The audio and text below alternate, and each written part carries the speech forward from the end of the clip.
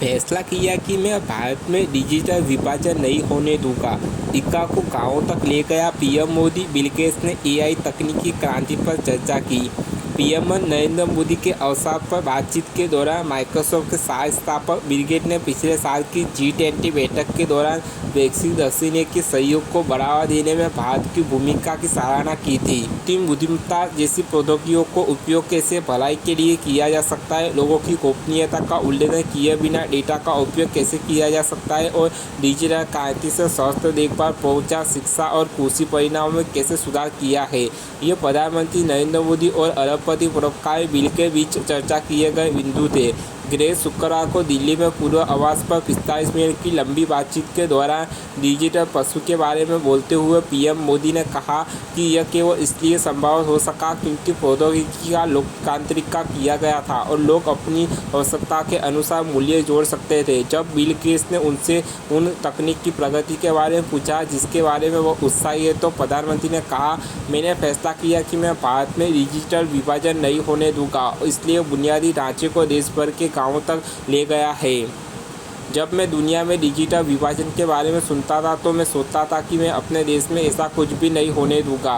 Digital सार्वजनिक बुनियादी ढांचा अपने आप में एक बड़ी आवश्यकता है। भारत में महिलाएं नई तकनीक अपनाने के लिए अधिक खुली है। मैंने नमो ड्रोन दीदी योजना शुरू की है। उनका कहना है कि उन्हें साइकिलिंग चलानी नहीं आती थी, लेकिन अब ये पायलट है, ये ड्रोन उड़ा सकते हैं। मानसिकता बदल गई है। पीएम मोदी ने कहा, योजना के तहत ड्रोन को उपयोग फसल की निगरानी, उर्वरता छिड़काव और बीज बोने सहित अन्य कार्यों के लिए किया जाता है। उन्होंने कहा कि यह कार्यक्रम गाँव में चेंजमेकर रूप में महिलाओं की छवि को बढ़ावा देगा।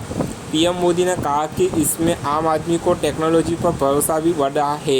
देश भर में 2 लाख आयुष्मान आरोग्य मंदिर प्राथमिक देखभाल केंद्रों का उदाहरण देते हुए जो कई सेवा प्रदान करने के लिए डिजिटल स्वास्थ्य सेवाओं का लाभ उठा रहे हैं। प्रधानमंत्री ने कहा कि शुरू में जब कोई डॉक्टर नहीं था तो लोग उपचार प्राप्त करने से सावधान रहते थे। उन्होंने कहा, लेकिन धीरे धीरे उन्हें एहसास हुआ कि उन्हें दूर बैठकर डॉक्टर की सलाह मिल रही है।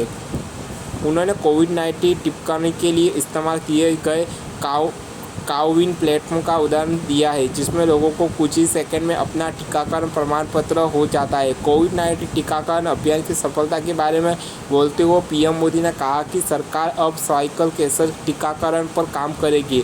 मैं इस बजट में सर्वाइकल कैंसर अनुसंधान के लिए मनोवैज्ञानिकों को गण आवंटित करने की योजना बना रहा हूँ।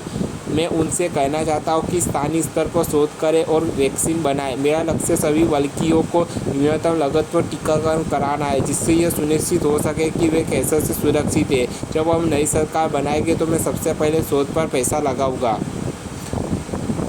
माइक्रोसॉफ्ट के संस्थापक ने पिछले साल की G20 बैठक के दौरान वैश्विक दक्षिण के भी सहयोग को बढ़ावा देने में भारत की भूमिका की सराहना की है।